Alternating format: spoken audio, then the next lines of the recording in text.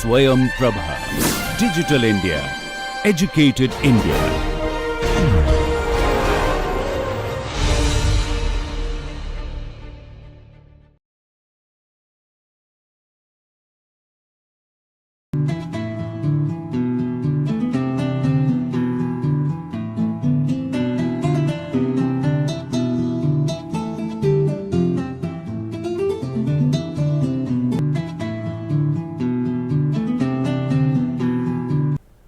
Hi friends, so we are going to do a very important topic today, and these are two lectures 11 and 12. Presently we will do lecture 11, an introduction to body language. So, body language in short is called kinesics, and kinesics comes from kinetic, that is the energy due to movement. This is all about the language of the body. When the parts of the body move, then it communicates a message, and body language is therefore very important for the overall message you communicate. We have also to remind you once again that your verbal communication or the words you use in your message is carrying less weightage, you know the percentage, than body language. Body language is carrying almost 93% of the message value of the communicative act. So, let us have the concepts we are going to cover in this lecture made clear to you. In the first part, I will be covering oculesics or eye behavior, then we will be doing facial expressions, posture and gesture. In fact, body language is basically these four. We will move further, and in the second part of this lecture, I will cover eye communication, facial expressions, posture and movement, gestures, once again dress and appearance, voice and delivery, and non-words or non-fluencies or non-sequiturs or non-linguistic utterances. Let us move to the definition of kinesics once again. It has been defined as the study of human body motion and popularly referred to as body language in general everyday speech. It includes any movement of the face or body that communicates a message, and it consists of oculesics, eye behavior, number 2 facial expressions, number 3 posture, and 4th gesture. So, there is a need to study body language. When you see this picture, if you can decode the meaning of this picture, it is obvious that it is a symbolic or a pictorial representation of the famous Valentine's Day of 14th February. The body language of the two communicators, communicatee here conveys as much. So, let us come to the first aspect and go into greater depth of eye behavior, or also known as oculesics. Oculesics has been defined as the study of eye movement or eye behavior, and this is a category of kinesics, and if you move to a greater level, it is a subcategory of facial expressions, because the eyes are on the face, and it includes any movement or behavior of the eye. In simple terms, we can also call it gaze or eye contact. Please remember, this is different from staring. Staring is prolonged gaze or prolonged eye contact. Let us look at this chart where we have tried to summarize for you the way in which your eyes would look and what they would imply to the other. If your eyes are centered, and I can't show it obviously, but you can imagine it, you can picture it, it shows that the person with centered eyes is focusing. If eyes are gazing up, then it means something like this: the person is thinking, maybe thinking deeply, let us say deliberating upon something. If the person is gazing down, then it is a it is a marker of shame, and if the gaze is on the side something like this, but little bit down, or like this little bit down, it shows a guilty conscience. And if the eyes are wandering all over, the way sometimes people are sitting in the class, they are sitting like this and they are looking here, there, everywhere, but they are not looking at the teacher or the lecturer or what is going on. It shows a disinterested or a bored student. Do not worry, I also have been disinterested and bored. So, let us move further, and these are some ways in which you can see the eye movement or the eye behavior in these 5 pictures, and you can try to guess, for example, what this eye movement or gaze means, what this gaze or eye contact means. Then we come to the second part of kinesics, that is facial expressions. Facial expressions is the configuration of the face that can reflect, augment, contradict or be unrelated to a speaker's vocal delivery. So, the expressions on your entire face at the time when you are speaking or saying something, they can be matching with what you are saying, that is reflect what you are saying. Number 2, augment, they can increase.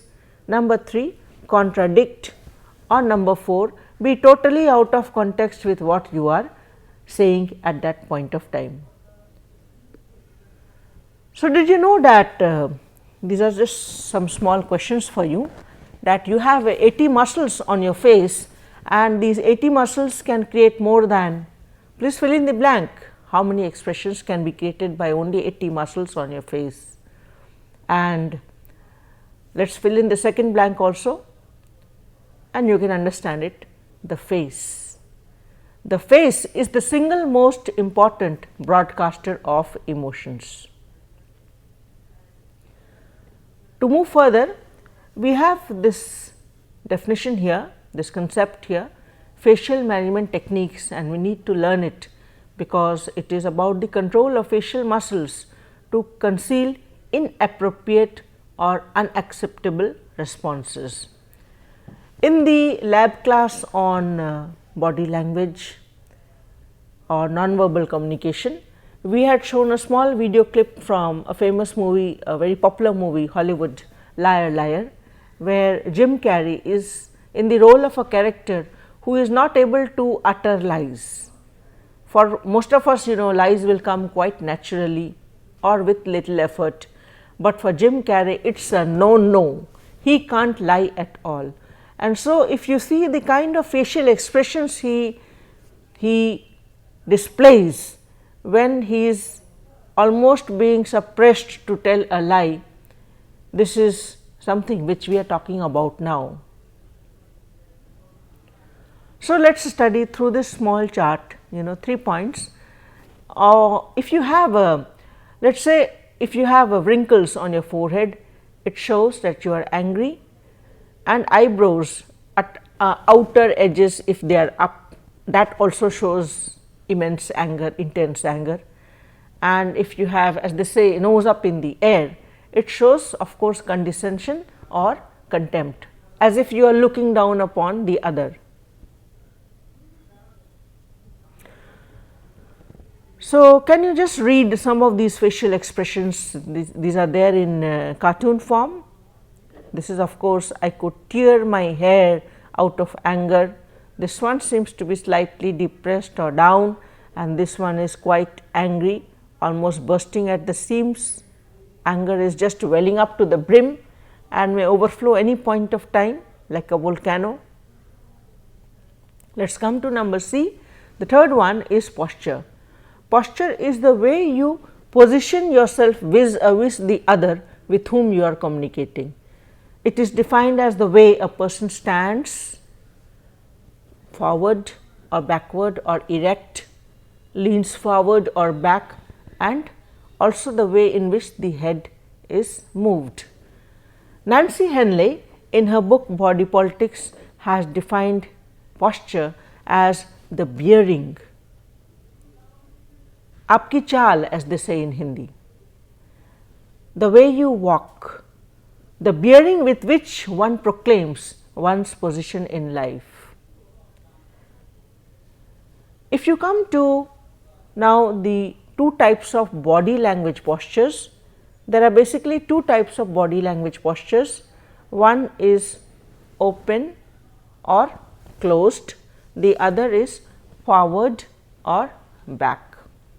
Now, the open closed posture is the more important and the more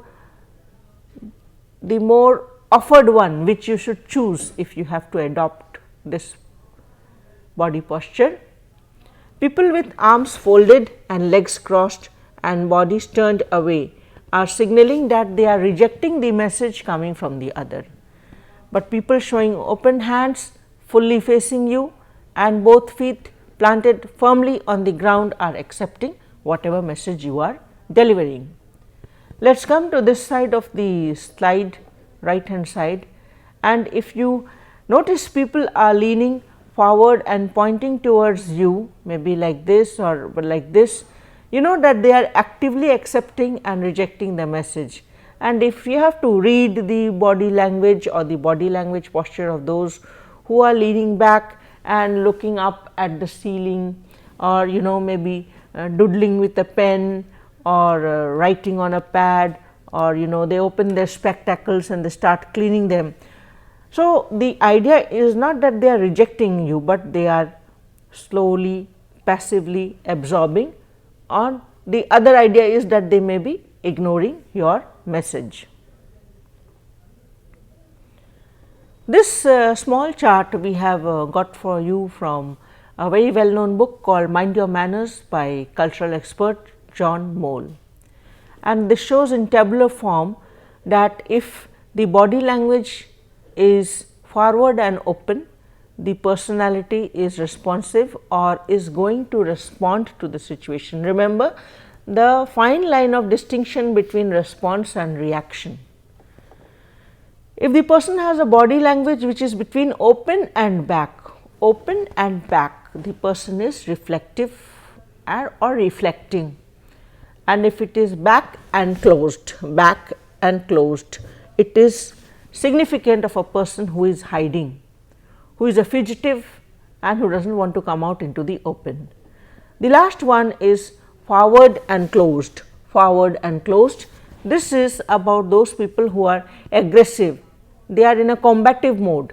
Any point of time now they might enter into quarrel, it may be possible physical also. So, let us see some pictures and what they tell about the persons who have a responsive body language posture. The person would be engaged with the person is leaning forward and participating in the discussion or conversation. Arms, body and hands would be open, they would not be closed or clasped.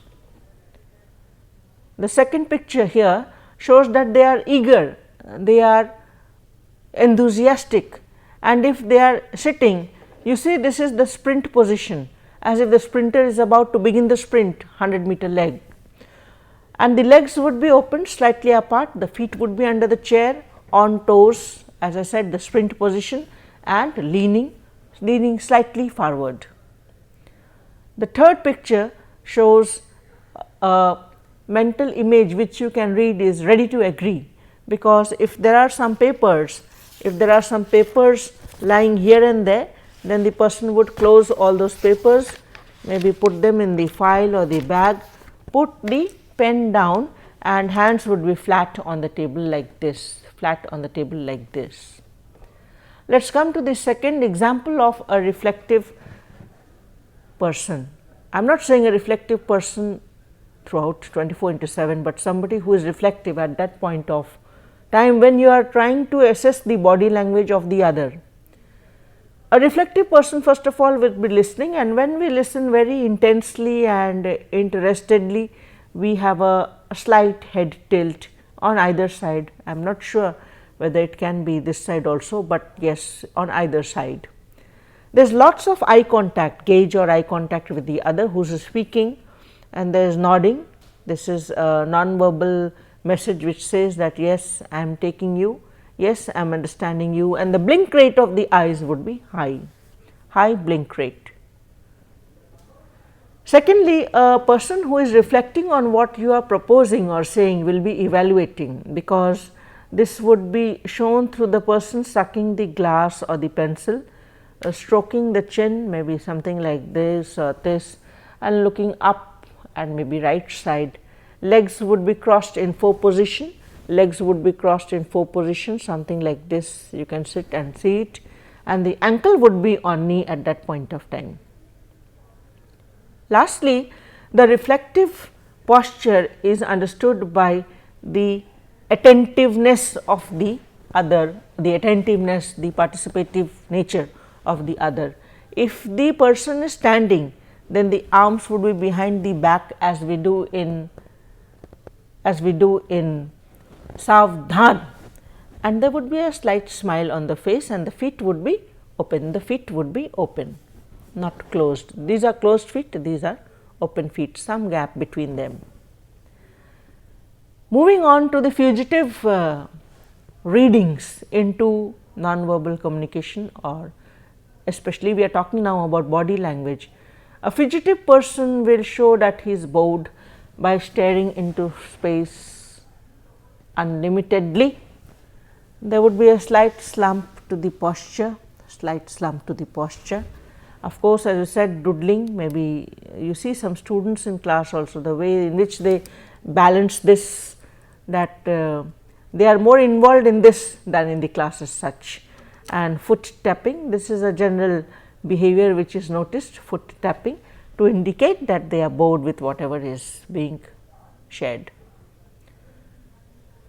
Secondly, they would have an attitude of let me go, it is over, let me leave this situation.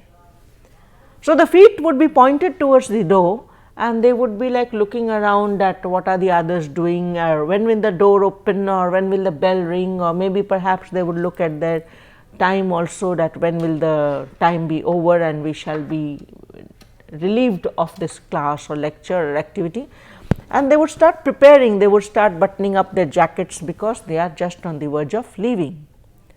And lastly, the fugitive personality will have in his or her mind a frame of mind would be that of rejection. So, sitting or moving back, arms folded, this is a common non-verbal body language signifier of rejection. Legs would be crossed in 11 position, that is right at the end, legs would be crossed in 11 position, thigh would be on knee, head would be slightly down, and maybe a frown, slight frown. Moving on to the last body language posture, that is of a combative situation or a combative person in a combative situation. So, a person would be combative, this can be read, the person is combative, this can be read if you see that he or she indulges in finger tapping, on the table. If this is the table, let us say finger tapping, which signifies let me speak, meri bari kab aayegi, when will I speak, when will I get my chance. Foot tapping once again, and staring. This idea of staring directly, gaze or eye contact with the speaker is as if to slightly unnerve him or her, so that then I can start speaking, because he will stop speaking, getting unnerved by my stare.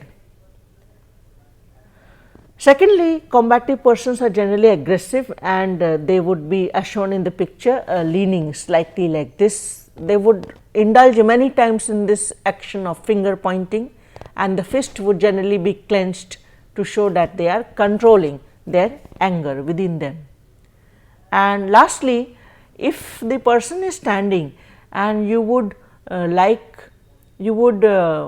guess that the person is in a combative mode, that you can do, because in a standing posture the hands will be on the hips and there will again be a frown on the face. Last we come to number 4, which is gesture, and gestures are gesticulations. Gesticulations are the movements of our arms, legs, hands and feet during the communication process. So, first let us look at arms. Now, this arms crossed and the kind of eyes you see on the small boy's face. The boy is very angry and disapproving whatever is happening. On the other hand, you see the man's picture on the right hand side, and his body language is open because his hands are open like this.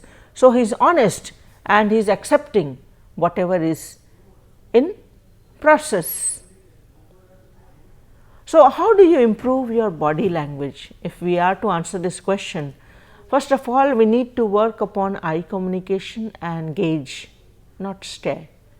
Facial expressions need to be managed, posture and movement need to be controlled, gesticulations, gestures need to be the minimum possible, dress and appearance need to be good, formal. For formal situations, I think they should be at the almost impeccable. You have to work upon your voice and delivery and take care that you do not utter too many non-words, because you see, when we utter non-words, it only shows that we do not have control over the language. When we do not have control over the language of communication, it is at that point that we utter such non-words or non-fluencies as ki, so on and so forth. So, coming first to eye communication, these are some points which you need to keep in mind if you are working on improving your eye communication. The first is, are you looking at others when they are speaking, or when they are listening to others, or are you looking anywhere else other than at those who are conversing with you in your group, let us say. The second is, when do you look when you are speaking or listening to others? Think consciously about it.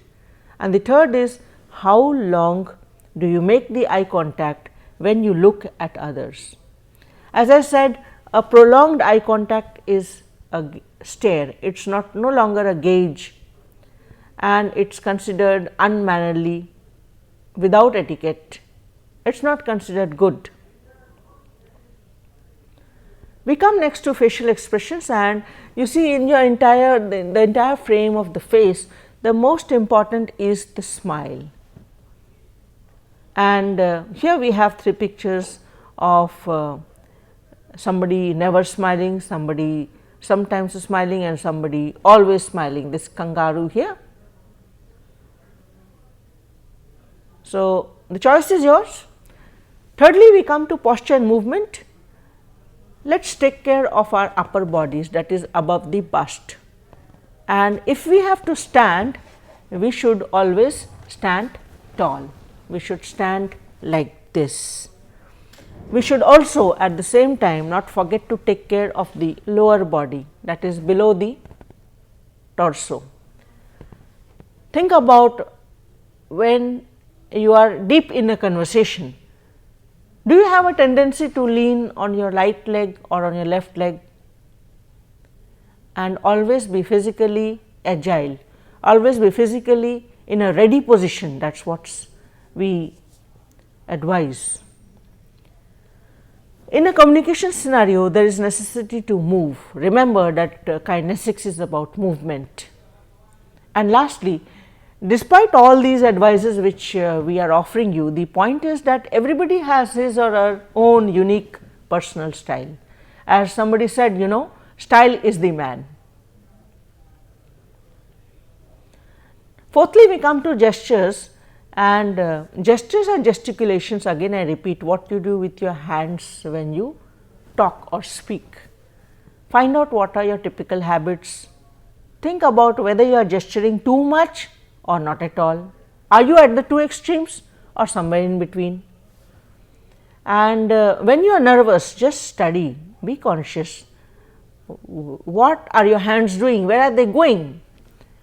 And there is a need to study this, because you need to control an external display of nervousness. You may be nervous, but put it inside, do not let the others know. So, study what your hands do when you go nervous. Consider the question, how much gesture is appropriate to which situation. It may not always be formal, also informally, consider it. And the other point is that despite all we have said, body language is so natural, it is so inherent, it is so genetically proclaimed that it is difficult to exaggerate too much, to try to differ too much. Let us come to dress and appearance. The advice here is to be appropriately dressed for the situation, dress consciously, and remember that your dress or your attire is more important than what you may think. Impression management, it is about how you dress and appear to the general public, to the others. Most of all, the hair should be combed and in an appropriate style, your face should be clean. Girls are advised to wear minimal makeup for formal situations. There should be no scent, perfume and aftershave lotion, deodorant, etc. Your teeth should be brushed and flossed. You must not have lot of jewelry on your neck. And for boys, if you have an open shirt, only the top button is open, no need to expose your chest. And it is advisable to wear a necktie for the business setting. And look at the collar, is it buttoned properly or not. We move further, the hands should be clean with limited jewelry. So, here I am wearing 2 rings, but actually there should be limited jewelry on the hands.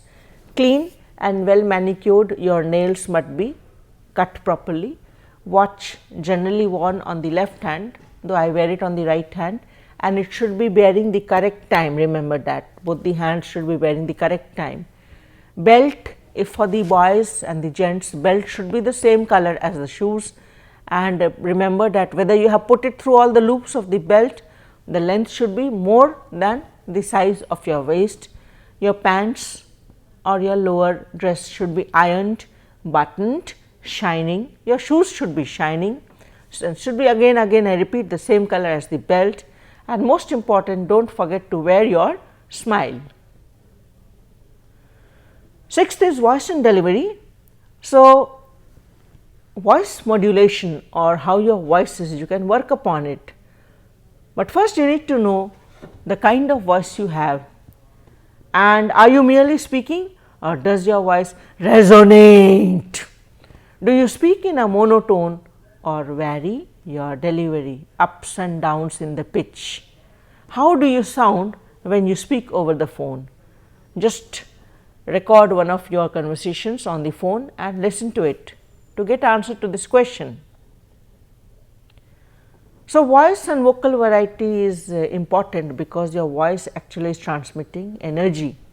Look at the sound of your words, vary the vocal quality of your vocal cords. And if you are reading, let us say that you are reading from somewhere, do not simply read, move up, have eye contact, you have a paper in front of you, you are reading.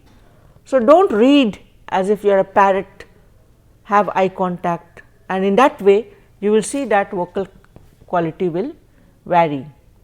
Moving next to non-words or non-fluencies, consciously judge which is your favorite non-word. Is it ki or ka or whatever. And if you are an engineer or a doctor or a lawyer or a professional in some other area or specialization, take care of what technical words or jargon, that is profession specific words you are using. Take care that you are not using slangs. Also, the necessity to emphasize on pause. Pause is a period of silence. Consider how long you pause, and are you pausing for effect. When you pause for effect, the other or the others are waiting for what important will come from you now. Be natural finally, be the natural self, work upon your strengths and weaknesses, convert your weaknesses into strengths and learn like a juggler. It will be a lifelong affair, by which time you will be a well acknowledged good communicator. These are some of the references I have used for the preparation of this lecture, and I would like to thank you for being with me, and God bless you.